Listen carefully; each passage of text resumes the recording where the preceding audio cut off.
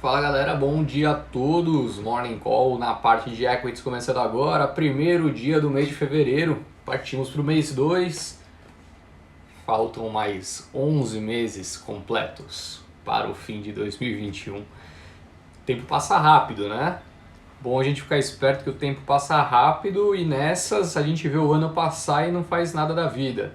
Bom todo mundo ficar esperto com isso daí, hein? Bom dia a todos então, Adrimelo aqui, Luciano, Matheus, Kelly, bom dia a todos, Aili, ótima semana que se inicia para todos nós.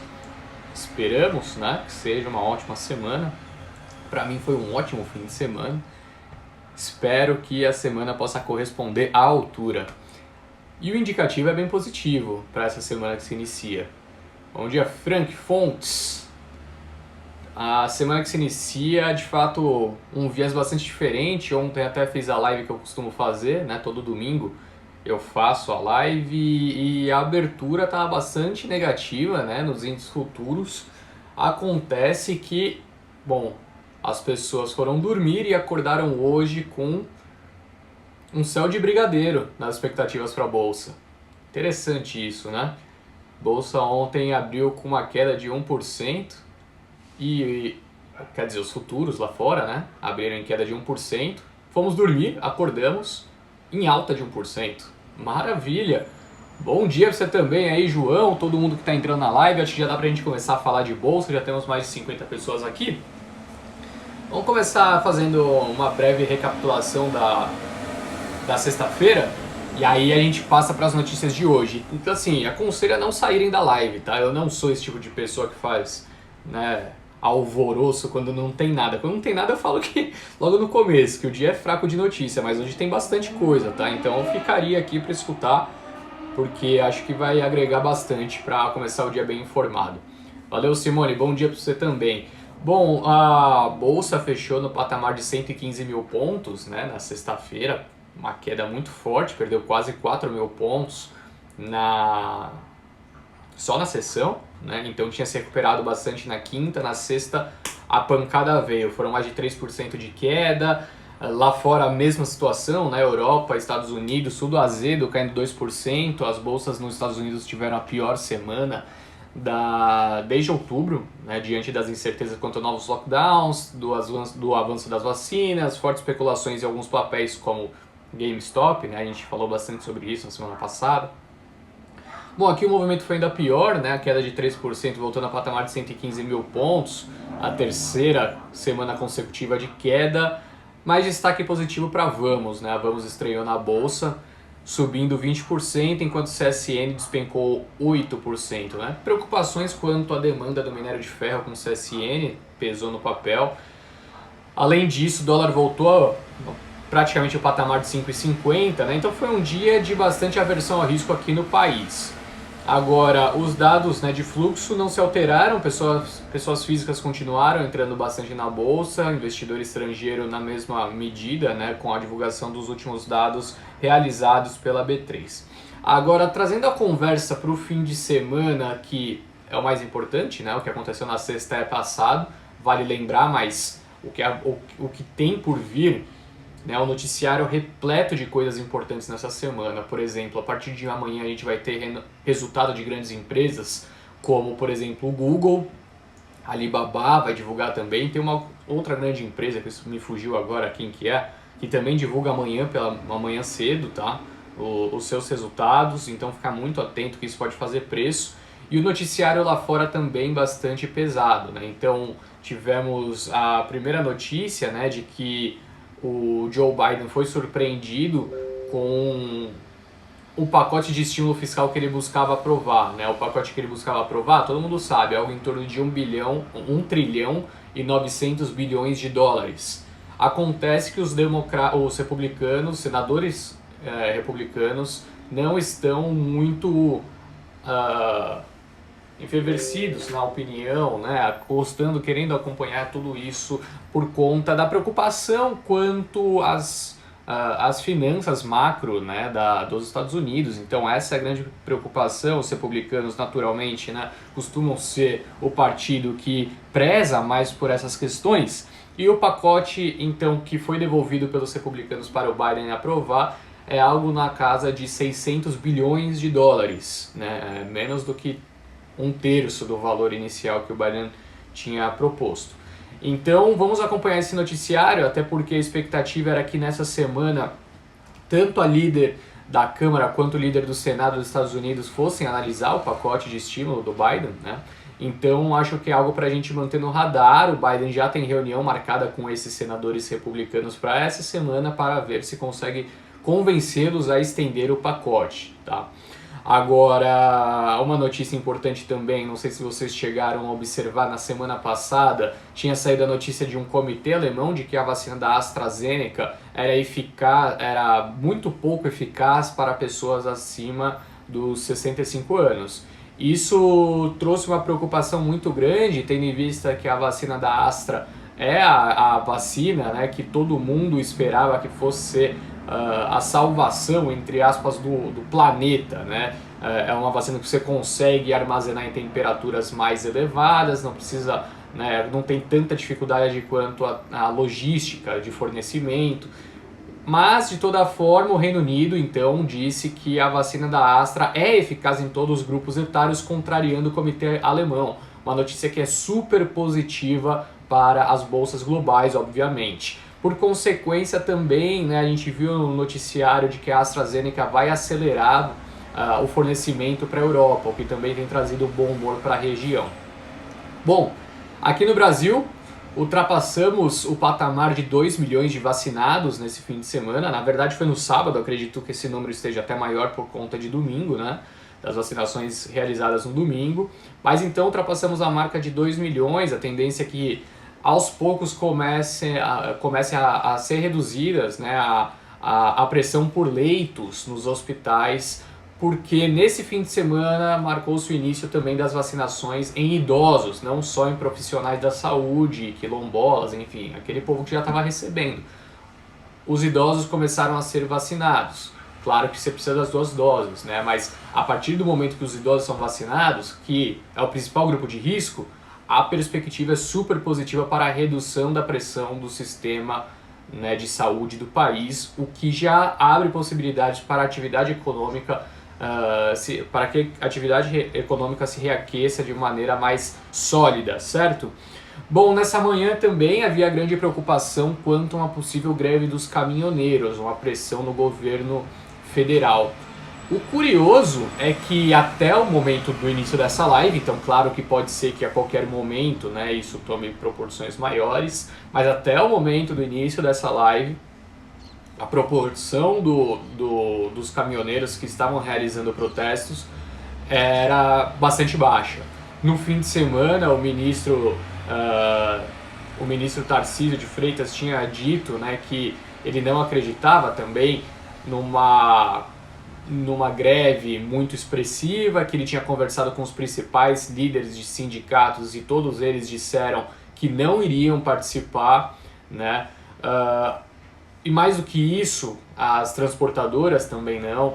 Então, de certa forma, os movimentos são bastante específicos de alguns grupos pequenos e mais curioso que isso, né? Nessa manhã tinha 2 faixas fechadas na Castelo Branco com protestos a João Dória e não protestos ao governo federal.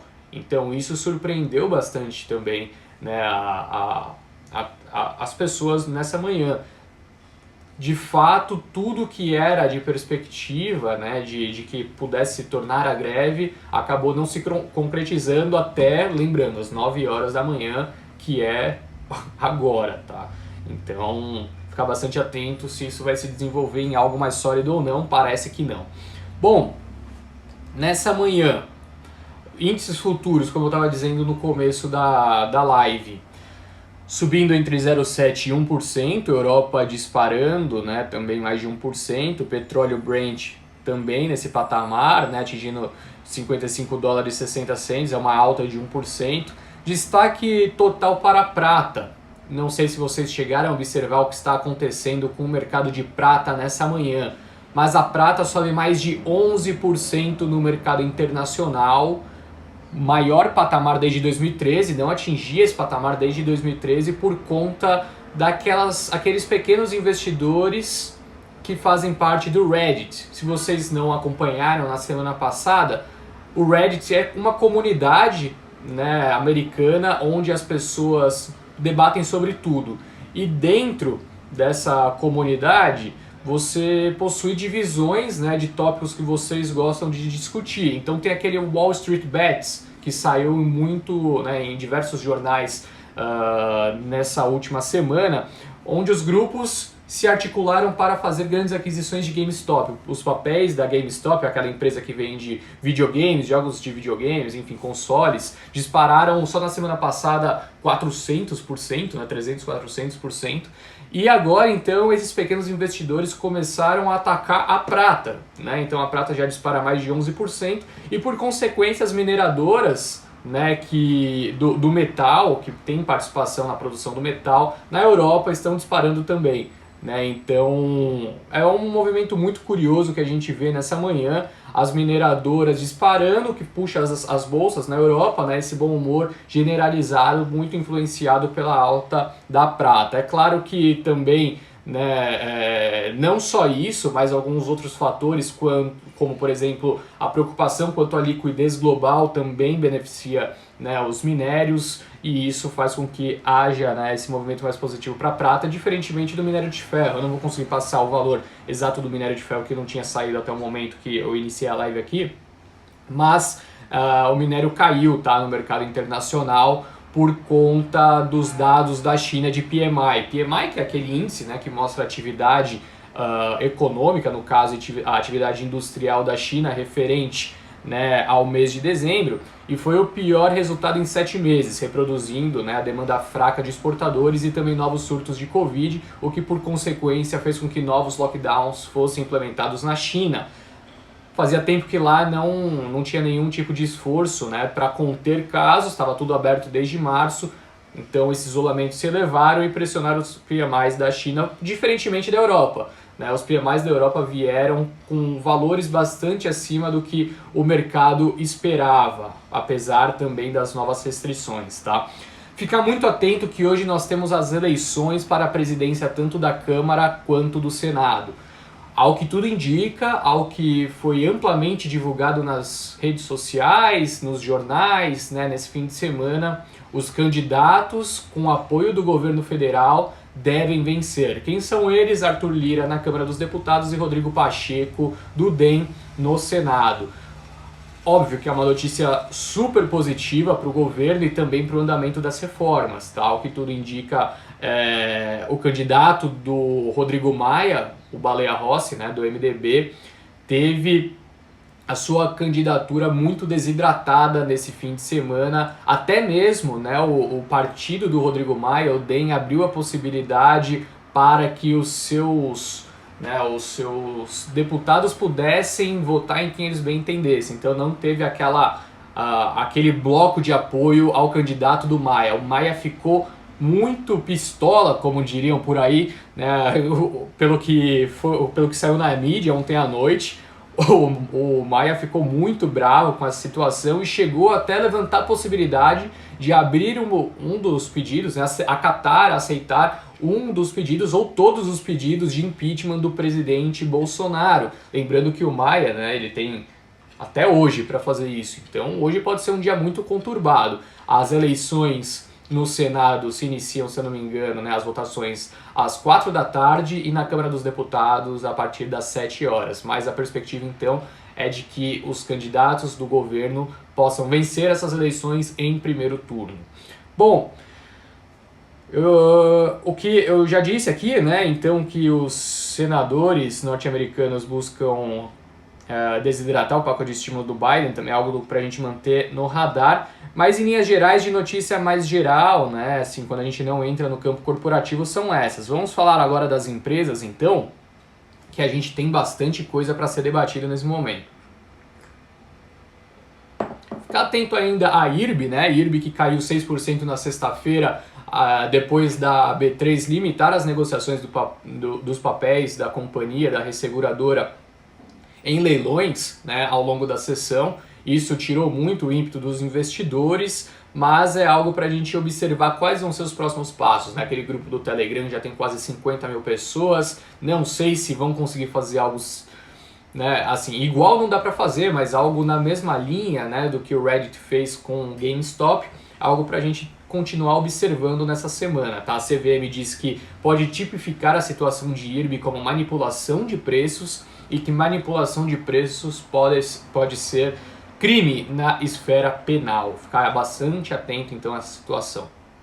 Bom, a Raizen anunciou junto com a Biozed que submeteu a possível transação de combinação de negócios ao CAD. A companhia diz que as duas empresas permanecem em negociações para a operação. Isso criaria a maior empresa do setor de açúcar e etanol do país. Bom, Petrobras anunciou descoberta no pré-sal de Campos em bloco com a ExxonMobil. Uma descoberta super interessante, né? Mas assim, não acho que seja algo que faça preço no curto prazo. A gente precisa saber qual é a proporção, né? E qual vai ser a possibilidade de extrair esse pré-sal também, esses óleos do pré-sal ao longo dos próximos anos. O que a gente tem de notícia sobre o setor de óleo e gás saiu nesse fim de semana no Dow Jones é que os CEOs, tanto da Exxon quanto da Chevron, discutiram uma possível fusão no ano passado, o que seria extremamente transformativo para o setor de óleo e gás, tendo em vista que são duas das principais companhias do mundo no setor. Wilson Ferreira Jr., aquele bom senhor que era CEO, né, presidente da Eletrobras, de fato deve ir para a BR Distribuidora, e segundo a BR, o Wilson Ferreira Jr. não precisa fazer quarentena. Normalmente existe quarentena quando você tem um cargo um cargo executivo de alta relevância numa empresa, você sair de uma companhia, ter que ficar tantos meses sem trabalhar para ir para uma outra companhia, caso seja do mesmo setor, né? Mas, segundo a BRDT, não haverá essa necessidade, então, até pelo escopo dos negócios, né, da diferença dos negócios entre BR Distribuidora e Eletrobras. Já que estamos falando da saída de Wilson da Eletrobras, o nome que surge como favorito para assumir a empresa estatal de energia é Rui Schneider, segundo informações do Globo. Rui Schneider é o presidente do conselho e também deve ter um aval, né, deve ter um apoio ali do executivo, tendo em vista que é ex-fuzileiro do Exército, ou ele é... Acho que ele é ex-servidor da Marinha, se eu não me engano, tá? Acho que eu confundi, acho que é da Marinha. Bom, de toda forma, é um nome técnico, né? Já é presidente do conselho, segue na companhia há um bom tempo. A Eletrobras, que aprovou o pagamento de dividendos de 2 bilhões e 290 milhões de reais, dividendos intermediários, o conselho aprovou então o pagamento dos dividendos em reunião. A Eletrobras vai pagar o total, né, o equivalente a R$ 2,00 e mais ou menos 8 centavos por ação PNA, que é a 6, né, ELET 6, 1,58 por PNB, na verdade PNB é 6, e 1,43 por ação AN, que é o final 3, tá? Então se você tem o final 3, você vai ganhar 1,44, se tem o final 6, vai levar os seus 1,58, né? O pagamento vai ser realizado no dia 19 de fevereiro deste ano, daqui 18 dias. Bom, privatização da Eletrobras e dos Correios segue entre as prioridades para o Congresso, segundo o presidente da República. As autoridades de Minas Gerais e da Vale, né, os executivos da Vale, estendem negociações para acordo por Brumadinho, segundo o governo. A Vale trouxe uma nova proposta para a indenização pelos incidentes ocorridos por lá. Então, né, eu já tinha levantado essa bola na semana passada falando que não descartava a possibilidade de um acordo mesmo depois, né, dos representantes do governo e da Vale terem dito que isso não ocorreria, mas de fato, ao que tudo indica, né, eles vão buscar mais tempo para chegar nesse acordo, para que não seja resolvido em esfera judicial, onde o resultado pode ser mais aleatório, né? Bom, o que mais nós temos aqui? A Sinqia concluiu a compra da ISP, uma empresa de tecnologia previdenciária. A aquisição foi aprovada, né, pelo CAD em setembro do ano passado, e o valor da transação foi de 82 milhões. Então foi a conclusão da aquisição, né? Não traz nenhuma novidade para a Sinqia, que já é uma notícia antiga. Bom, notícia interessante para a gente manter no radar, o Conselho da Local Web aprovou um follow-on, né, uma oferta pública primária de ações com colocação restrita para levantar entre 1 bilhão 760 milhões e 2 bilhões 380 milhões de reais, tá? Os recursos serão utilizados para pagamento de aquisições já realizadas e também aquisição, né, de novas companhias. Lembrando que é um setor que cresce muito, as empresas de tecnologia fazem muitas aquisições por conta, né, de possibilidade de cross-sell. Então você traz para dentro uma nova companhia, você possibilita, né, fazer diversas vendas com o mesmo usuário em diferentes segmentos que você proporciona, né, de operação. E por consequência você consegue também atribuir um valuation maior quando você põe para dentro da sua casa, né? Então isso gera valor para as empresas. O book building está agendado para o dia 9 de fevereiro. Bom, BTG Pactual deve adquirir, né, uma participação minoritária, como a gente disse, na Amago Gestão. Eu trouxe essa notícia na sexta-feira. Parece que as negociações de fato já foram concluídas, tá? Exetec lançou um empreendimento em São Paulo com 141 milhões em VGV. A Magalu amplia crédito rural e disputa mercados com os bancos. Olha que interessante essa notícia.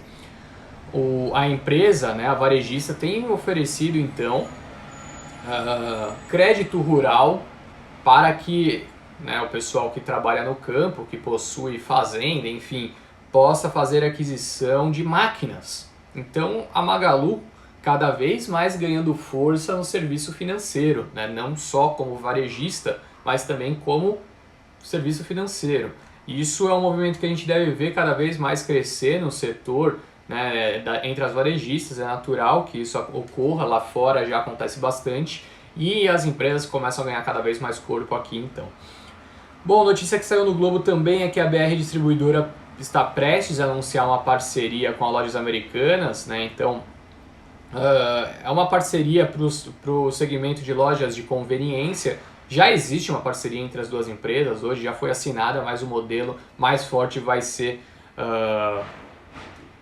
apresentado em breve, tá?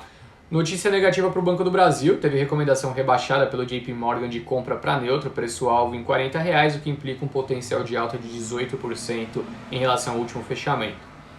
Quanto a ofertas, a Avan, de Luciano Heng, faturou mais de 10 bilhões na pandemia, segundo, né, noticiário no Infomoney, e pretende retomar então seu IPO ainda em 2021. Notícia que chama atenção, né, faturar mais de 10 bi uma varejista em meio à pandemia, a uma empresa que chega ao mercado com proporções muito expressivas. O Nubank está mais perto do seu IPO, segundo o BTG, né, após aquela captação de 400 milhões de dólares, e já passa a valer o mesmo tanto, né, já é avaliado no mesmo valor que vale hoje o Santander, para vocês terem noção da dimensão que o Nubank tem, né, tomado. Provavelmente seu IPO não deve ser realizado aqui, né, no Brasil, deve sair lá fora, como nos moldes da XP, né, que a gente viu ocorrer. Suposição minha, mas é o que eu acho que possa acontecer, né, ao longo aí dos próximos anos. Só abrir aqui, né, eu já sei, na verdade, que o índice futuro abriu positivo, mas eu vou abrir aqui para vocês para já trazer as informações completas. Então, já é 9h15, né, eu passo para vocês e aí a gente parte para o encerramento, tendo em vista que já batemos o nosso horário. Vamos lá, só abrir aqui. Hoje o computador está meio lento, tá? Então, relevem essa demorinha para conseguir abrir. Bom, enquanto isso, vamos ver aí que vocês mandaram aqui. Isso melhora a BRDT. As notícias de BRDT que eu trouxe hoje são todas positivas, né? O Wilson Ferreira Jr. conseguindo assumir antes, parceria com a Lame. Então, sim, o noticiário é positivo para a BR Distribuidora nesse momento. Olha lá, índice futuro subindo nesse momento 1,28, 1,30. Tá? Então, o índice futuro está sendo negociado nesse momento a 116.500 pontos. Um gap de praticamente 1.500 pontos em relação ao Ibovespa. Vamos ver o futuro do dólar. Dólar recua no 0,7 a 5,42, 5,43. Recuo do dólar menos expressivo, né? Ficar mais atento ao índice futuro. Hoje a gente deve ter muita volatilidade. Não esperem que seja um dia né, direcional. A gente pode ver algumas coisas bastante expressivas acontecendo por ser, né, o dia de eleições tanto na Câmara quanto no Senado. Possíveis notícias de pacotes de estímulo nos Estados Unidos também pode fazer preço por aqui. Enfim, estamos ainda em meio a uma pandemia, né? Então ficar bastante atento a tudo isso. Bom, galera, como eu disse, já batemos o nosso tempo, infelizmente, tenho que encerrar a live, mas agradeço pela presença de todos e uma ótima semana para todos vocês. Até mais, tchau, tchau.